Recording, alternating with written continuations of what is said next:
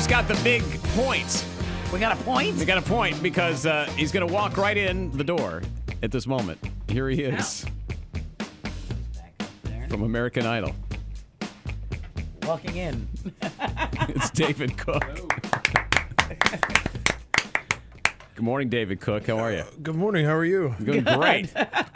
Thanks for coming You in. literally just walked right onto the show. Yeah. So Oh, you need man. to stretch. These mornings are good.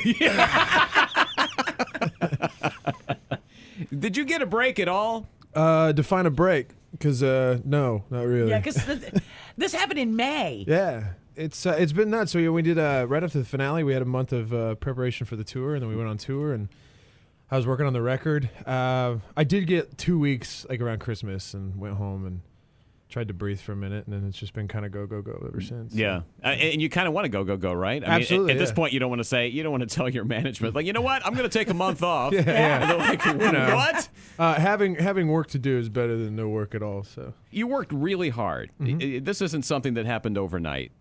So you deserve full credit for everything that's happening to you and for you. thank you. But what's it like when you do walk through the door and you're from the outside hoping to get on the inside, and then you do get inside? The door opens and they allow you in. Well, here's the dirt. Getting on the show is one of the most. It's not so much nerve-wracking as it is just kind of mentally strenuous, because there's so many rounds of auditions, and then by the time you get through it all, I probably auditioned like 6-7 times. Wow. And so they made sure. You know? Yeah. And Right.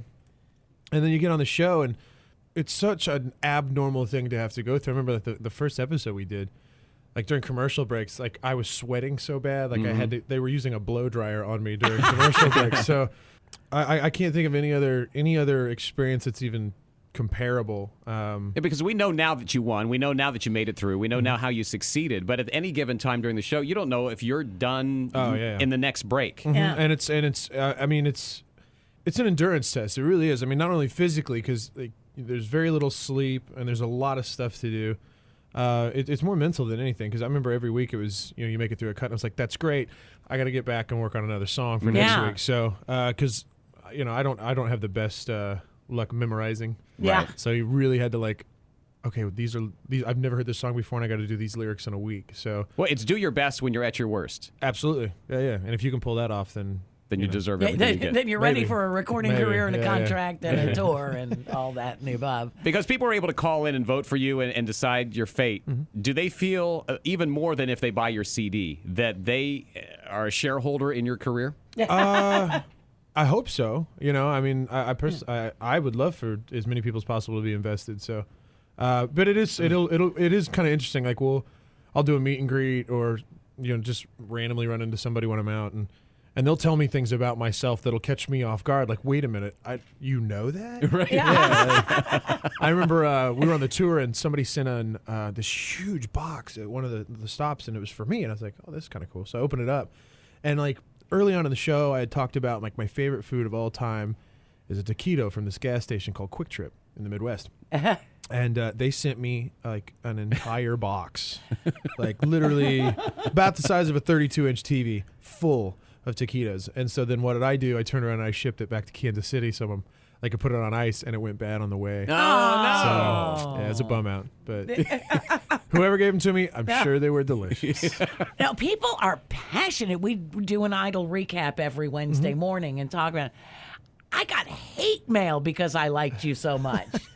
Because, It's a pretty nice piece of evidence to suggest. I mean, the show's just they struck a nerve, and I think it speaks volumes that no other show's really been able to recreate it. Oh, yeah. But I mean, that is the seedy underbelly of the loyalty of that show. So Well, and this last season, they said, well, we didn't get to really know them as well as we, they were all so polished, and we didn't get to know them as well. We didn't get to break through. But we found out a lot about you and your life and what's going on with your family and the emotions going on at that time. And did you okay that through your family? Is that something that you said, I'm here I am, the light is really bright on me right now, and I can either not talk about all this, or did you have to make a decision that way? Well, the decision was kind of made for me, and I say it in this context. Like when I first got on the show, I'd had a conversation, with my family about what was okay to talk about, what wasn't okay to talk about, and really the family consensus was, you need to succeed or fail on your own merit, and you don't need